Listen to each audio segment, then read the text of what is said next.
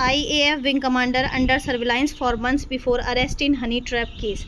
महीनों की निगरानी के बाद जो है वो गिरफ्तारी की गई है। इसके अगर शीर्षक और मुख्य खबर की बात करें तो IAF जो विंग कमांडर हैं उनको हनी ट्रैप के केस में जो है वो गिरफ्तार कर लिया गया है। यानी कि देशभक्ति वर्सेस जासूसी, यहाँ पे जो है वो एक अधिकारी की चूक से राष्ट्रीय सुरक्षा पर सवाल जो है वो उठ रहे हैं। जानते हैं इस खबर के बारे में विस्तार से। सबसे पहले हम देखेंगे तो जो IAF के विंग कमांडर हैं यानी कि रैंक के अधिकारी हैं जिनके खिलाफ ये केस हुआ है और आरोप यहाँ पर लगाया जा रहा है कि पाकिस्तानी इंटेलिजेंस ऑपरेटिव द्वारा हनी ट्रैप जो है वो यहाँ पर किया गया है।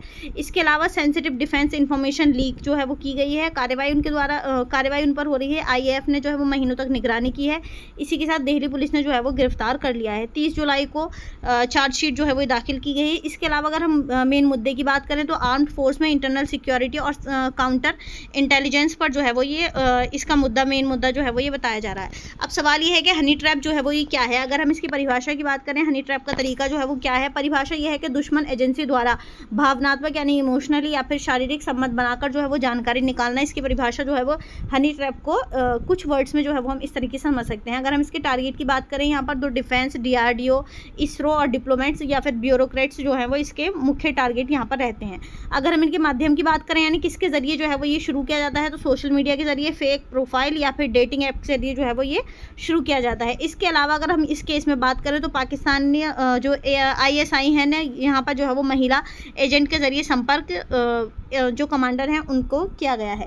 अब यहाँ पर जो है वो इसके कुछ नुकसान भी जो है बताए जा रहे हैं। अगर हम मुख्य नुकसानों की बात करें तो सबसे मेन पॉइंट यहाँ पर निकल कर आ रहा है राष्ट्रीय सुरक्षा यानी कि फाइटर जेट बेस ऑपरेशन की जानकारी लीक जो है वो यहाँ पर की जा रही है। इसके अलावा फोर्सेस के अंदर अविश्वास का मनोबल जो है वो यहाँ पर बना हुआ है और दुश्मन को हमारी ताकत या फिर कमजोरी का पता जो है वो चल रहा है। यानी कि रणनीतिक तरीके से इसका जो है वो नुकसान यहाँ पर बताया जा रहा है। इसके अलावा अगर इसकी बात करें कि पहले भी क्या ऐसा हो चुका है तो पहले के उदाहरण की अगर हम बात करें तो 2017 में जैसलमेर में जो है वो BSF जवान को हनी ट्रैप में जो है फंसाया गया था। इसके अलावा 2020 में भी हमें ऐसा ही केस देखने को मिला था जिसमें 7 नेवी के जो मतलब पर्सनल हैं उनको गिरफ्तार किया गया था। पाकिस्तान को इन्फो जो है उनके द्वारा दी जा रही थी।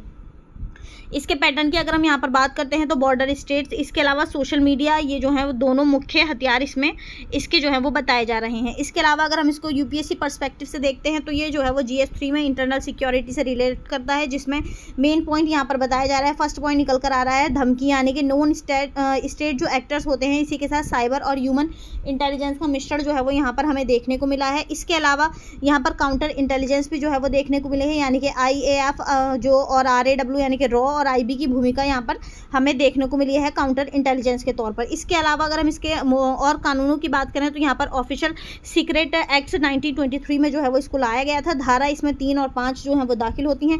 इसके अलावा IT एक्ट 2000 में जो है वो इसको लाया गया था। इसका जो मेन मकसद बताया जा रहा है वो है साइबर एस्पंज जो है वो इसका मेन मकसद बताया जा रहा है। लेकिन यहाँ पर अभी सवाल जो है बना हुआ है कि क्या डिफेंस जो है वो पर्सनल के लिए सोशल मीडिया गाइडलाइंस काफ़ी है, यानी कि डिफेंस पर्सनल के लिए क्या सोशल मीडिया गाइडलाइंस इतना जो करना वो है काफ़ी है, या फिर ये केस जो है वो 2017 से अब तक जो है वो हमने 3 बार हम इस तरह के केसेस को देख चुके हैं। इसके अलावा ये जो है वो GS2 में गवर्नेंस से रिलेट करेगा, जिसमें सबसे पहला पॉइंट निकल कर आ रहा है जवाबदेही, यानी कि डिफेंस मिनिस्ट्री और इसी के साथ होम मिनिस्ट्री का समन्वय जो है वो हमें यहाँ पर देखने को मिलेगा। इसके अलावा यहाँ पर हम विजिलेंस देखेंगे, यानी कि इंटरनल सर्विलेंस मैकेनिज्म जो है वो हमें यहाँ पर देखने को मिलेगा। इसके अलावा दिल्ली पुलिस प्लस IAF और सेंट्रल एजेंसीज की जॉइंट जो फेडरलिज्म है वो हमें यहाँ पर इसमें जो है वो GS3 से रिलेट करेगा। यहाँ से इसके ये मेन पॉइंट्स जो है वो निकल कर आ रहे हैं। इसके अलावा यहाँ पर ये जो है वो GS4 में एथिक्स से भी रिलेट करेगा, यानी कि मूल्य, यानी कि देशभक्ति और कर्तव्य निष्ठा गोपनीयता जो है वो यहाँ पर रखनी होगी। इसके मूल्य जो है वो यहाँ पर बताने होंगे। इसके अलावा यहाँ पर कुछ दुविधाएं भी बनी हुई हैं, जिसमें पर्सनल लाइफ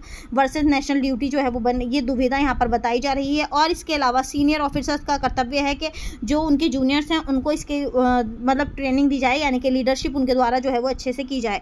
एक व्यक्ति की गलती पूरे देश को महंगी पड़ सकती है। यहाँ पर जो है वो ये एक तौर पर एक मेन पॉइंट या फिर निष्कर्ष के तौर पर जो है वो इसको देखा जा सकता है। इसके अलावा अगर हम यहाँ पर बात करें कि सरकार प्लस IAF के कदम जो है वो यहाँ पर क्या है या उनके द्वारा जो है वो क्या एक्शन लिया गया है, तो यहाँ पर रोकथाम के उपाय जो है वो हमें देखने को मिले हैं, जिसमें सबसे पहला पॉइंट है साइबर अवेयरनेस, यानी कि हर 6 महीने में साइबर सिक्योरिटी की ट्रेनिंग जो है वो यहाँ पर दी जा रही है। इसके अलावा सोशल मीडिया पॉलिसी भी हमें देखने को मिली है, यानी कि डिफेंस में पर्सनल के लिए सख्त नियम है, ये 2019 में इसको बनाया गया था। इसके अलावा वेटिंग में यानी कि विदेशी संपर्क से नियमित जांच जो है वो होनी चाहिए। और टेक्नोलॉजी की अगर हम बात करें तो AI आधारित एनोमैली डिटेक्शन जो है वो हमें यहाँ पर इसके ज़रिए से देखने को मिल रहा है। इसके अलावा IAF की कार्रवाई भी जो है वो यहाँ पर की जाती है, यानी कि महीनों तक निगरानी की जाती है, बिना सबूत जो है वो जुटाना यहाँ पर किया जाता है। और कोर्ट मार्शल है, यानी कि सैन्य कानून के तहत सज़ा यहाँ पर दी जाती है, यानी कि कोर्ट या इसका जो मतलब कोर्ट है या मामला जो सुना जाता है वो एज अ सैन्य जो कानून है उसी के तहत इसमें जो है वो सज़ा सुनी जाती है और सुनवाई भी होती है। इसके अलावा रेडिकलाइजेशन है, यानी कि अन्य अधिकारियों की काउंसलिंग जो है वो यहाँ पर IAF की कार्रवाई के द्वारा जो है वो ये कदम उठाए गए हैं। अब यहाँ पर कुछ मुख्य चुनौतियाँ बनी हुई हैं, जिसमें हम बात करते हैं टेक्नोलॉजी में, तो VPN और इनक्रिप्टेड ऐप्स से ट्रैक करना यहाँ पर मुश्किल बना हुआ है। इसके अलावा ह्यूमन फैक्टर की अगर हम बात करते हैं तो अकेलापन, लालच और ब्लैकमेल जो है वो यहाँ पर कुछ मेन ह्यूमन फैक्टर के तौर पर इन पॉइंट्स पर जो है वो बात की जा रही है। इसके अलावा डिप्लोमेसी की अगर हम बात करें तो पाकिस्तान से सीधी बात जो है वो यहाँ पर नहीं हो पा रही है। अब यहाँ पर हम इसके कुछ जो मतलब साइबर सिक्योरिटी एंड डिफेंस के कुछ की पॉइंट्स की अगर हम बात करें तो पहलू है ह्यूमन, जिसमें खतरा बना हुआ है हनी ट्रैप या फिर ब्लैकमेल का, और समाधान इसका है अवेयरनेस और काउंसलिंग, यानी कि इन सबसे बचने के लिए यहाँ पर अवेयरनेस होनी चाहिए और इनकी जो है वो काउंसलिंग लगातार होती रहनी चाहिए कुछ टाइम के बाद। इसके बाद दूसरा मेन पॉइंट बताया जा रहा है साइबर, तो यहाँ पर फिशिंग या फिर मालवेयर जो है वो इसके खतरा है, और फायरवेल 2FA VPN बैन जो है वो यहाँ पर इसका समाधान बताया जा रहा है। इसके अलावा पहलू अगर निकल कर आए फिजिकल, तो यहाँ पर डिवाइस थेफ्ट जो है वो इसका खतरा बना हुआ है, डाटा इंस्क्रिप्शन SOP जो है वो इसका समाधान होगा। कानून की अगर हम बात करें तो इसमें कानून जो है वो बना हुआ है OSA 1923 में बना था। इसके अलावा IT एक्ट जो है वो 2000 में इसको बनाया गया था। इसका समाधान है कोर्ट मार्शल। कीवर्ड्स की अगर हम बात करते हैं तो इंटरनेट सिक्योरिटी में GS3 से ही रिलेट करेगा, और इसका समाधान खतरा है GS3 को, यानी कि इंटरनल सिक्योरिटी को, और समाधान है इसका एथिक्स, यानी कि GS4 में यहाँ पर इसको ये रिलेट करता है।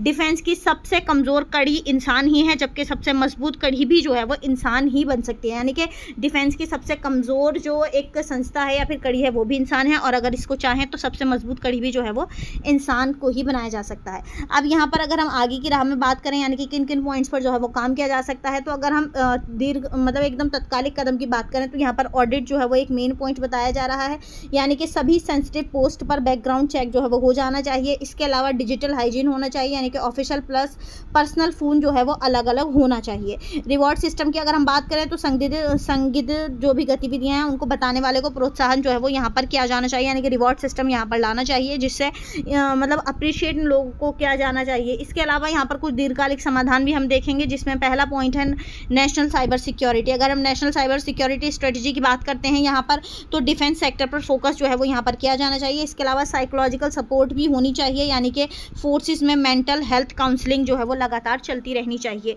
इसके अलावा इंटरनेशनल कोऑपरेशन की अगर हम बात करते हैं यहाँ पर, तो इंटरपोल प्लस फ्रेंडली नेशंस है, इंटेल शेयरिंग जो है वो हो जानी चाहिए। तो ये जो है वो कुछ मेन पॉइंट्स हैं आगे के लिए, यानी कि इन पॉइंट्स पर जो है वो काम किया जा सकता है।